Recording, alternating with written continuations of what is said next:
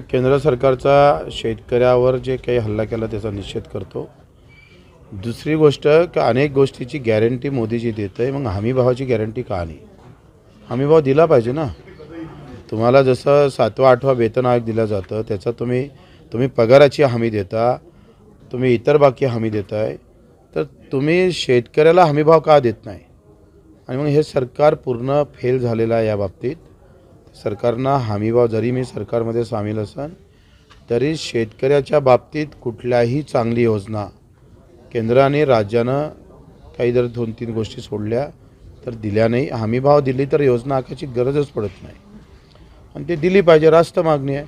गेल्या 100 वर्षापासून, जेव्हापासून हा देश स्वतंत्र झाला तेव्हापासून आम्ही हमीभाव मागतोय।